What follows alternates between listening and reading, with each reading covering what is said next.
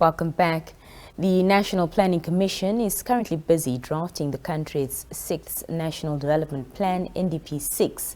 This will be the last developmental plan in NPC's long-term plan for Vision 2030. Earlier this morning, the NPC launched the formulation process for NDP6 in the capital.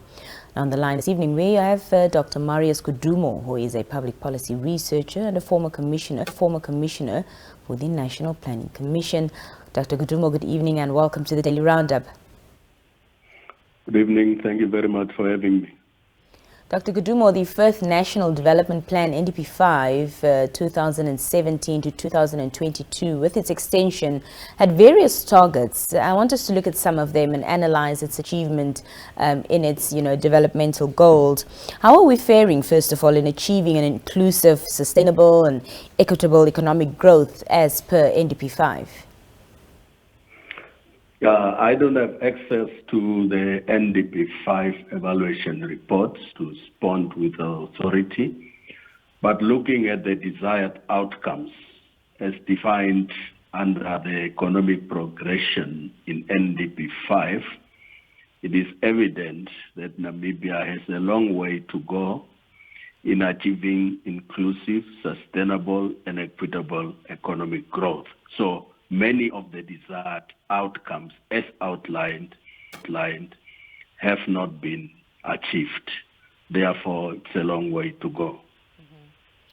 Build capable and healthy human resources is another target, but being cognizant of the COVID pandemic that shook the country, despite that, would you say that we've been on par with the set goals?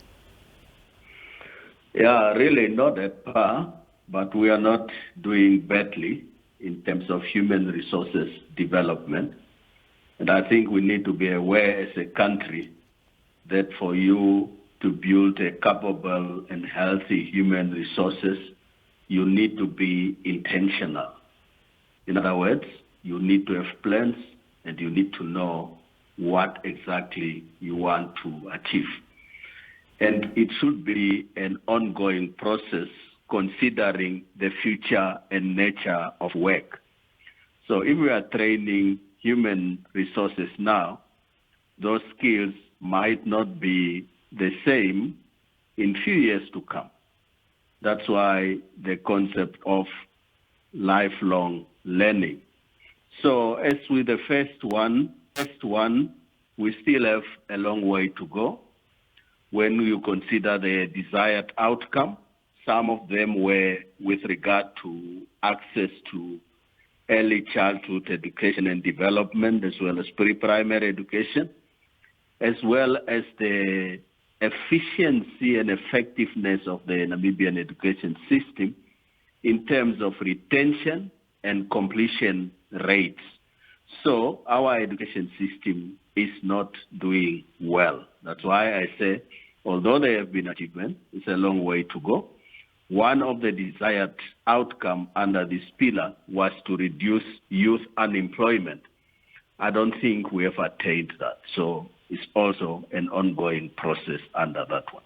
Mm-hmm. Well, another aspect is the promotion of good governance through effective institutions, which was set to measure against the Ibrahim Index of African Governance Score. So what's your take on governance in the country over the years, and is there progress being made in making these institutions effective? Yeah, generally, we are not doing badly in terms of good governance.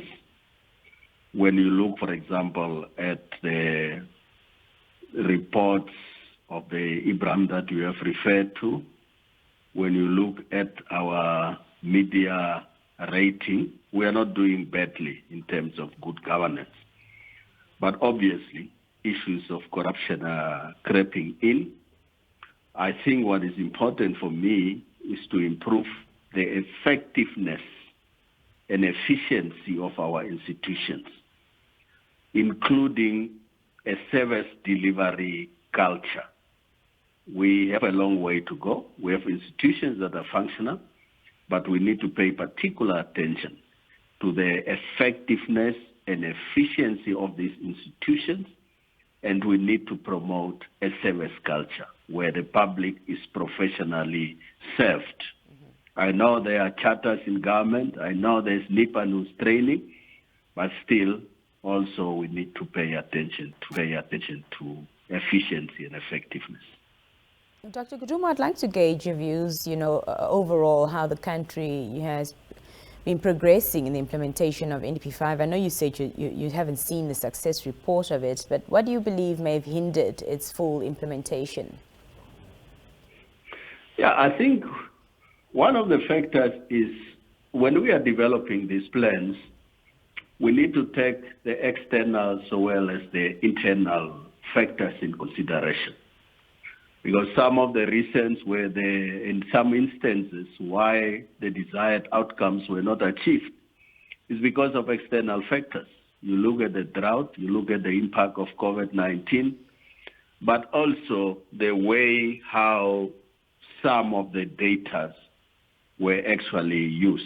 I don't think that we got it right in terms of our baseline data, and I hope that the upcoming census will help us, because when you look at the desired outcome and some of the data that were used, you think about what was basically the baseline. So we did not take, in some instances, the external as well as the external factors in consideration. For example, NDP5 was saying that we'll reduce youth unemployment by 35%. I don't know what was the baseline of saying that. You will also look at many data that you will think this was maybe a wish list and so on. So moving forward, the credibility of the data, especially the baseline data, will be critical. Secondly, taking in consideration the internal as well as the external factors. For example, if you ask me to evaluate it as a public policy student, I'm going to look at what was the target that you set and whether you have met that target.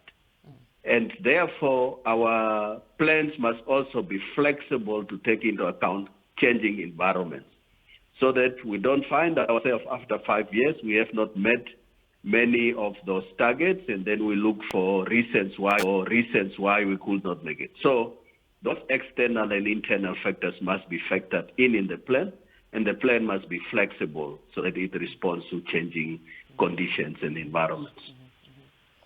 Now, the National Planning Commission shared its developmental journey for NDP6, which it indicated is the last developmental plan in relation to the goals of Vision 2030 of how we want our Namibia to be. So what are some of the recommendations that the formulators of NDP6 should be cognizant of in the process of setting up the next NDP? Yeah, obviously. I think, like I have explained, we must get the baseline data correct, or at least correct to the estimations that we are making. It must not be a wish list. Secondly, we must use various tools to identify the priority areas in which the countries are supposed to be focusing on. Most of the plans were related to consultations, but I think using different technological tools, we can invite the whole public or targets of the various segments of our society to say, what are the 3 main priorities that you think need to get into NDP6 and on which government should focus, and what are actually the 3 challenges that you think need also to be factored in. So basically, I'm saying that we must not rely only on the traditional methods of developing plans. We can engage the public broadly. You can even have consultations with various sectors of the public, private sector, the youth, the academics, and so on and so on. So we must change the way how we develop the plans by using different methods, so that at least we can come closer to what we envisage in the Vision 2030 to be achieved. And would you say that we are on track in achieving Vision 2030? No, we will not. I mean, it's on the basis of evidence. What is the basis of Vision 2030? We said by 2030, Namibia will be industrialized. like the developed countries, and it will be developed by its own people. I don't think in 2023 that we will be industrialized by 2030. It is a good dream, but I don't think we'll achieve it. And basically it comes down to what I've said. Whatever plans we are developing from now on must take into account internal as well as the external environment. Then secondly, it must be flexible to change according to the changing conditions. In other words, we can't wait till 2030 for us to review Vision 2030. Obviously, we should have picked it up. We will not achieve many of those and maybe have different targets than what we had. I'm not saying we must shift targets, but I'm saying we must set actually reasonable targets that are achievable. Dr. Kudumo, your final remarks for us this evening? Yeah, I think it's important that we have a plan. It is a national plan. It is not a government plan. The nation needs to be engaged in developing that plan by using different methods. I have already referred to some focus group discussions, questionnaires, meetings, and so on, and so on. And let what come out be the priority of the country, and let's focus on few issues that have an impact. In my view, the growing of the economy is a matter, a serious matter. Addressing unemployment is a matter, as well as addressing the socio and economic inequalities that are embedded in our society. So I wish all those that are working on this plan well, and I hope that we'll come up with a plan that is realistic, a plan that is flexible, and a plan that takes into account the external as well as the internal environment, so that we don't just come up with things that we think, but things that are achievable. Thank you.